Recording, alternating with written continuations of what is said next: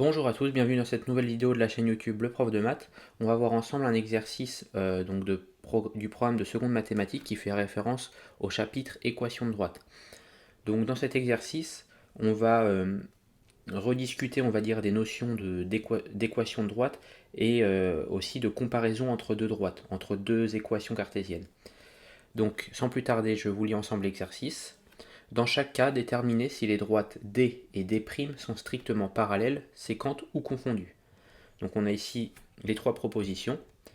Première proposition, on a la droite D qui est d'équation 3x moins 2y plus 7 égale 0, et la droite D' qui est d'équation 3x plus 2y moins 7 égale 0. La deuxième comparaison qu'on doit faire entre deux droites, c'est la droite D d'équation 7 sur 3x moins y plus 2 égale 0, et D' d'équation 7x moins 3y plus 9 égale 0. Et enfin, la troisième comparaison d'équations, c'est petit 3, donc la droite D qui est l'équation x plus 7 égale 0, et la droite D' qui est l'équation moins 5x moins 35 égale 0.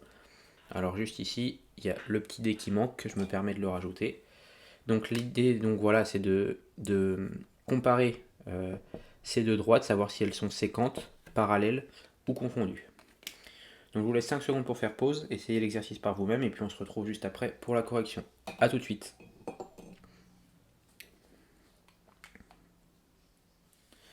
Donc, résolution de cet exercice. Pour pouvoir comparer deux droites, donc savoir si on est dans un plan, hein, le plan x, y, 0, savoir si deux droites sont séquentes, elles se coupent, sont parallèles, ou alors sont confondues, les deux sont l'une sur l'autre. Et bien pour savoir ça, on va utiliser le calcul du déterminant. Pour calculer le déterminant entre deux droites, je vous rappelle, il faut le coefficient directeur, le vecteur directeur, pardon, de ces deux droites.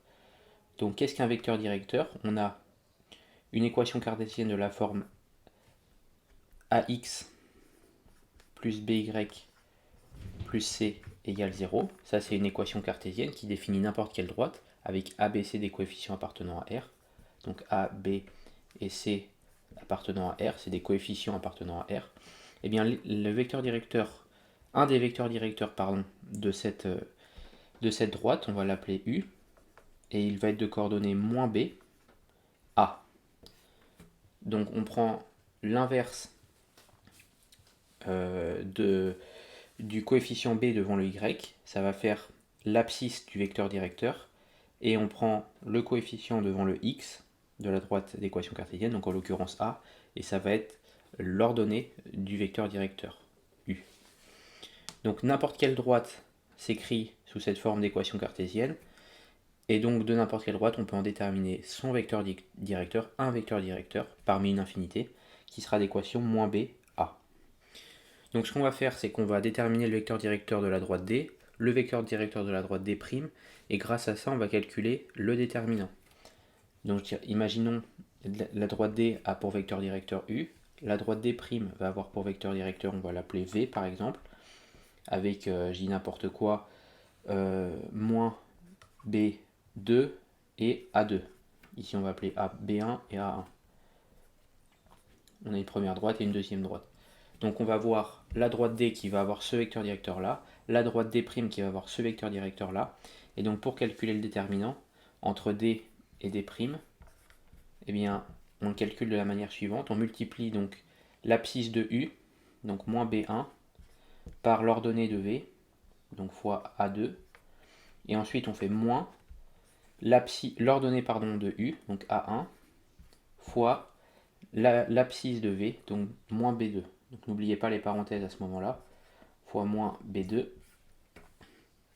Et donc ça, c'est égal à moins B1 fois A2, moins moins, donc ça fait plus A1 fois B2. Et ça, c'est le déterminant entre les deux droites. Si le déterminant est égal à 0, donc si c'est égal à 0, ça veut dire que les deux droites sont parallèles. Si le déterminant est différent de 0, ça veut dire que les deux droites sont séquentes. Elles se coupent. Donc vous voyez bien déjà quand, hop, je remonte légèrement le tableau, vous voyez bien qu'en calculant le déterminant, on va déjà pouvoir répondre en partie à toutes les interrogations. La seule différence qui va nous dire si les deux droites sont confondues, comment on va après déterminer que les deux droites sont confondues. Pour que deux droites soient confondues, il faut que les deux droites soient déjà dans un premier temps parallèles. Donc si on trouve un déterminant entre deux droites égal à 0, alors que les deux droites sont parallèles, et qu'en plus on arrive à exprimer une équation comme étant l'égale de l'autre, et bien là on pourra conclure que en fait c'est les mêmes équations, des primes ont les mêmes équations et sont donc confondues. Donc on va voir ça dans l'exercice. Mais en tout cas voilà la démarche. On a les équations cartésiennes, on calcule les vecteurs directeurs, on calcule les déterminants entre ces deux droites. Si c'est égal à 0, elles sont parallèles et potentiellement confondues. Si c'est différent de 0, elles sont séquentes. Donc c'est parti. Première équation, on a la droite D d'équation 3x moins 2y plus 7 égale 0. Équation cartésienne. Donc on va calculer le vecteur directeur de la droite D qu'on va appeler U. Il va être donc de valeur. On a dit moins le coefficient B1 ici qui vaut moins 2, donc moins 2 ça fait plus 2, et en ordonnée, pardon, le coefficient A, donc ici ça va être égal à 3. C'est le coefficient qui est devant x. On va aussi calculer le vecteur directeur de la droite des primes de la même manière. On va l'appeler petit v. Petit v, ça va être égal donc à moins le coefficient b de cette équation, donc ici ça va être moins 2, et le coefficient a, donc ça va être 3. On a les deux vecteurs directeurs. On va ainsi calculer le déterminant. Le déterminant, donc je rappelle, ça va être égal à 2, donc det, on va l'appeler det de d, d', pour det pour déterminant, ça va être égal à 2 fois 3, moins, on ouvre les parenthèses, faire attention, 3 fois moins 2. Donc là, on a calculé, on a posé, je dirais, l'équation du déterminant. On va la résoudre, c'est égal donc à 2 fois 3, 6, moins 2 fois 3, donc plus 2 fois 3, donc plus 6. Plus 6, pardon. Ce qui est égal à 12. Ce qui est donc différent de 0. Donc ici, je peux conclure que D et D' sont séquentes. On a déjà répondu à la première question. Donc ces deux équations cartésiennes, moi je peux vous dire qu'elles sont de ce type-là. Elles vont se croiser en un point. Ces deux droites vont se croiser en un point. Deuxième équation, pareil, même procédé. Vous voyez en fait toujours, on voit, de toute façon je vous montre l'exercice à chaque fois, c'est la même chose. Dès qu'on commence à connaître la méthode, qui est ici, ce qui est le plus dur en fait, mais après c'est juste du calcul, ça coule de source, j'ai envie de dire. Et c'est ça qui est fort avec les mathématiques et qui est très bien. Si vous comprenez les bases, derrière c'est facile. Donc, premier vecteur directeur pour le deuxième cas, le vecteur directeur de D qu'on va appeler U. Donc ça va être son abscisse, ça va être moins le petit b de l'équation cartésienne. Donc ici moins y, donc ça fait, enfin moins 1. Ici c'est moins y, ça vaut moins 1. Donc moins 1 ça veut dire plus 1. Et en ordonnée donc le coefficient devant le x, donc 7 tiers. 7 tiers. Et donc v, il va être de coordonnées donc moins 3, donc 3, et en ordonnée 7. Hein, vous ne faites pas avoir avec les moins ici, il faut bien être rigoureux. On veut bien le moins le coefficient B1. Si B1 est déjà négatif, ça fait moins, ce qui devient plus. Donc, on a les deux vecteurs directeurs. On calcule donc le déterminant. Donc, det de d'. Alors ici, je ne devrais même pas écrire det de d', on calcule le déterminant entre les deux vecteurs directeurs. Donc c'est det de uv, pardon. Det de uv, donc ici pareil, det de uv. Hein, on ne calcule pas un déterminant d'équation cartésienne, on calcule un déterminant entre deux vecteurs. Donc det de uv, donc ça fait 1 fois 7, moins 7 tiers fois 3. Ce qui me donne 7 moins 7 tiers fois 3, ça fait 7. Ce qui est égal à 0. Ici, je peux donc vous dire que D et D' sont parallèles. Maintenant, on va regarder, donc on a déjà répondu à une question. Maintenant, on a bien dit, hein, si le déterminant égale 0, soit elles sont parallèles, soit elles sont confondues. Elles peuvent être même confondues. C'est-à-dire que vous êtes parallèles, mais en même temps, vous êtes au même endroit. Cette représentation-là. Donc là, on va regarder, on va essayer de mettre les équations sous la même forme et on va voir si elles sont égales. Je m'explique. Je vais le faire ici. Ici, on voit qu'on a D qui est de valeur 7 tiers x moins y plus 2 égale 0. Et on a des primes de valeur 7x moins 3y plus 9 égale 0.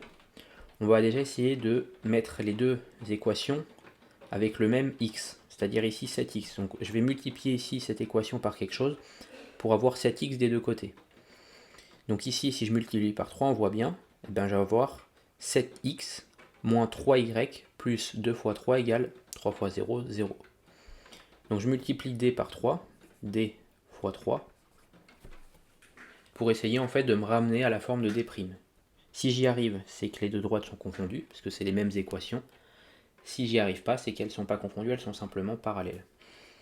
Donc d fois 3, ça me donne quoi? Ça me donne 7 tiers x fois 3, ça me fait 7, moins 3 fois y, donc moins 3y, plus 2 fois 3, donc plus 6, est égal à 0 fois 3, donc 0.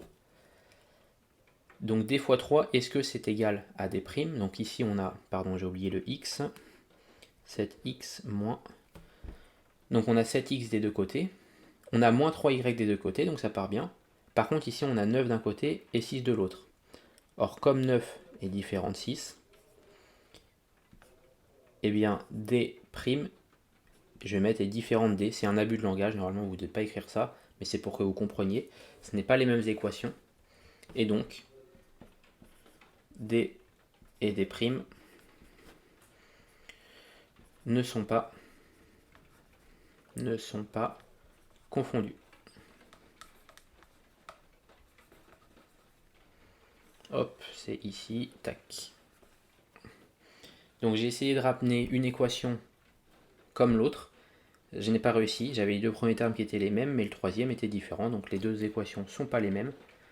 Donc d et d' ne sont pas confondues. Elles sont juste parallèles. Troisième cas de figure, on fait la même chose. On calcule le vecteur directeur de la droite D. Donc ici il va être égal à moins b. Donc ici il n'y a pas de y, donc ça va être 0. Et a, ça va être 1, parce qu'il y a x. On calcule le vecteur directeur de v, de la droite D', on va l'appeler v. Donc ici pareil, il n'y a pas de 0, c'est moins 5x moins 35, donc ça veut dire que le coefficient en haut est 0. Il n'y a pas de y, pardon, donc ça veut dire que le coefficient en haut est 0 du vecteur directeur. Et il y a un x, donc le coefficient en bas, c'est le coefficient devant le x, donc moins 5. J'ai mes deux vecteurs directeurs, je calcule le déterminant, donc det de uv, c'est égal donc à 0 fois moins 5, donc ça fait 0 fois moins 5, moins 1 fois 0, ce qui fait 0. Donc le déterminant est égal à 0, alors d et d', d et d' sont parallèles. Maintenant on va regarder s'ils sont confondus. Donc on va utiliser le même procédé. Ici je vais tout rapporter. Ici je vois que j'ai x plus 7, ici je vois que j'ai moins 5x moins 35. Je vais essayer de transformer d pour avoir déjà moins 5x des deux côtés. Donc je multiplie celle-ci par moins 5. Je multiplie d par moins 5.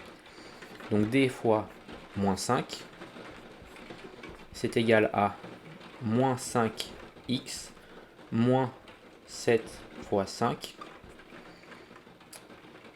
est égal à 0. Parce que moins 5 fois 0, ça fait 0.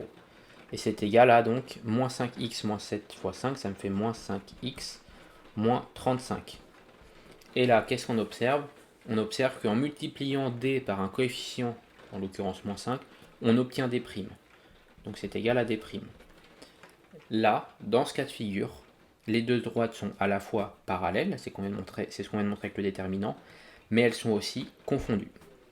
Donc ici, alors, d et d' sont confondus.